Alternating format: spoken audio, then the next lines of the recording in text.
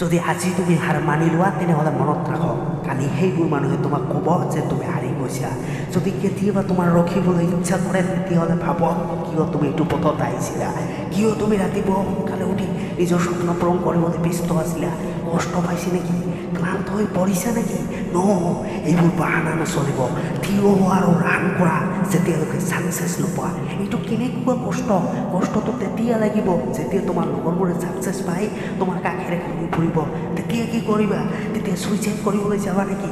মৰিবলৈ হ'লে ইয়াত মৰি যোৱা, ছাকচেছৰ কাৰণে মৰি যোৱা। আমাৰ সকলোৰে ভিতৰত দুটা আৱাজ থাকে। এটা আৱাজ যিটো সম্পূৰ্ণ তোমাৰ নিজৰ, যিটো জানে তুমি একজেক্টলি কি হ'ব খোজা, তুমি কি পাব বিচৰা। কিন্তু আৰু এটা আৱাজ আছে যিটোৰ নাম হ'ল ভয়। তোমাৰ ভিতৰত থকা এই শত্ৰুটোক তুমি কেতিয়াও মাৰিব নোৱাৰা, কাৰণ ই তোমাৰ লগত থাকিবই, কাৰণ ই বসবাস কৰে ইনচাইড ইয়ৰ হেড।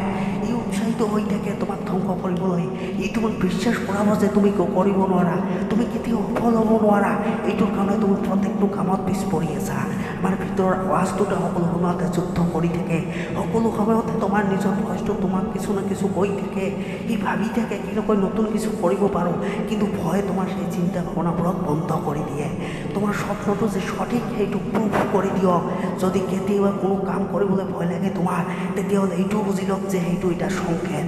তুমি কেতিয়াও হাৰ মানি নল'বা, কাৰণ তুমি পাৱাৰলেছ নহয়, তুমি ৰয়েল টাইগাৰ। আশা কৰিম ভিডিঅ'টো চাই আপুনি ভাল পালে।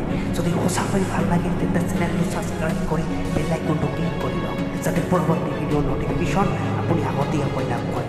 আন এটা নতুন ভিডিঅ'ৰ সৈতে পুনৰ লগ পোৱাৰ প্ৰতিশ্ৰুতিৰে আজিলৈ বিদায় লৈছোঁ।